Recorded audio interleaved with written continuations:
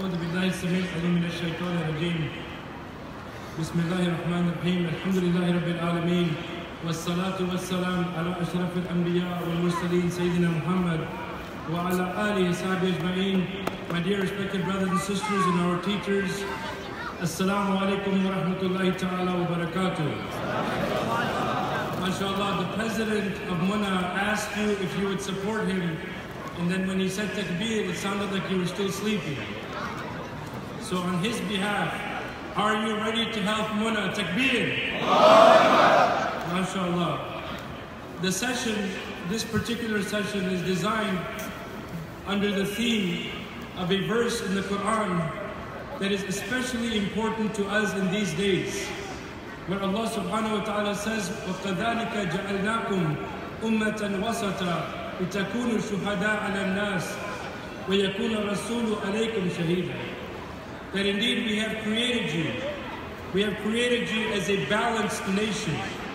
As a balanced nation, as a middle nation, if you will, so that you may be witnesses to mankind, and that the Prophet sallallahu alaihi wasallam would be a witness upon all of us.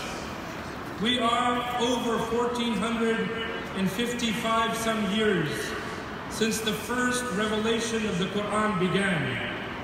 And subhanallah, the name of the Prophet sallallahu alaihi wasallam is not only mentioned, remembered, revered, loved around the world, but especially in America, it is important that we start to emulate the life and the example that he gave us, the modeling of the behavior that he gave us. And among all of the qualities that we talk about him during his lifetime, it is impossible for someone who studied the seerah, his life, not to realize that a major portion of his life consisted of helping others, of giving sadaqah and charity.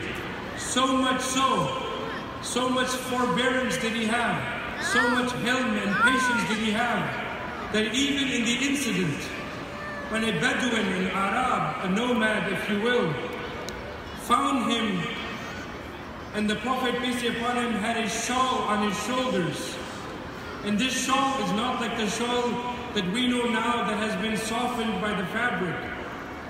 But the fabric is soft. This shawl was very rough.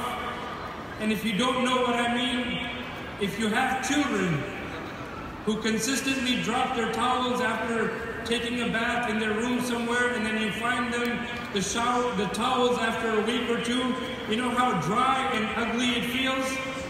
That's how rough this shawl was.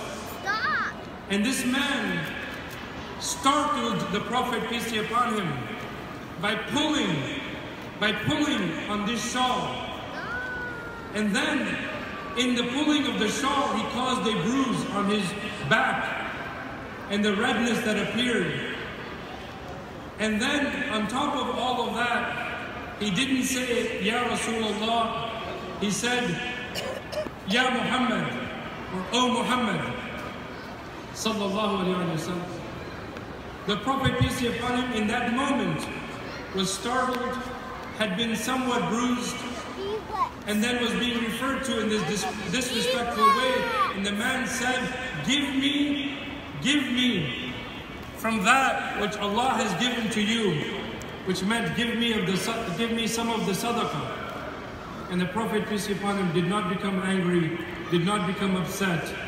He just asked his companions to make sure that some of the sadaqah and charity was given to him.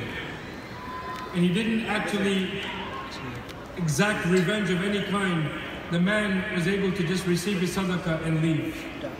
How we give sadaqah, how we support our Islamic organizations, the mindset that we need to be able to realize that in America, most of this work that is done by a charitable organization, 501c3 status with the IRS, has to be done by contributions that you and I give. So when Allah subhanahu wa ta'ala says in the Quran, الَّذِينَ يُنْفِقُونَ أَمْوَالَهُمْ, those who spend of their wealth, بالليل والنهار, by night and by day, sirran wa alaniya, in secret and also in public.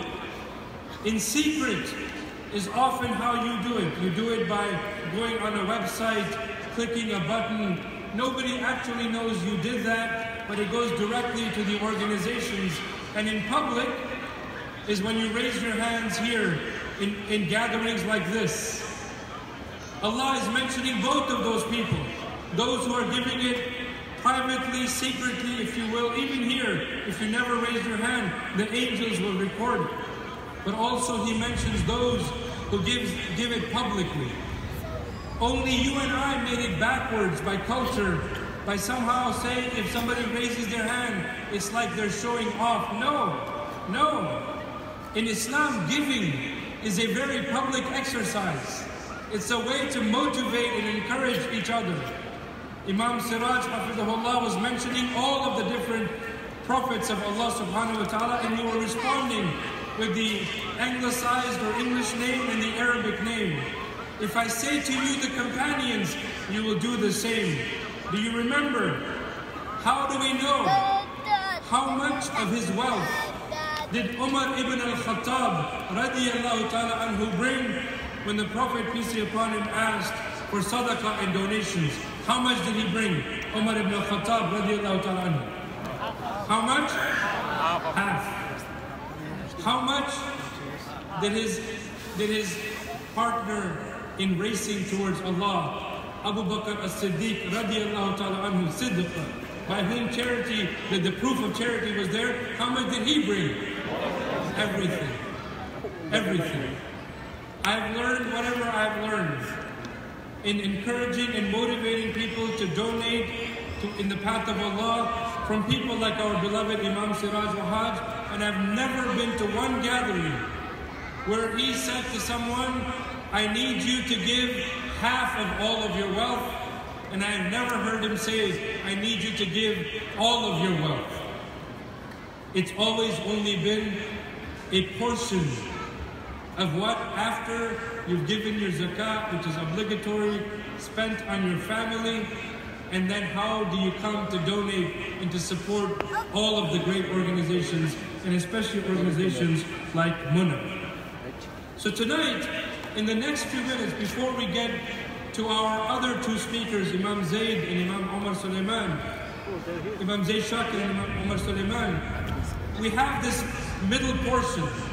And more often than not, people start to talk and get distracted during this portion.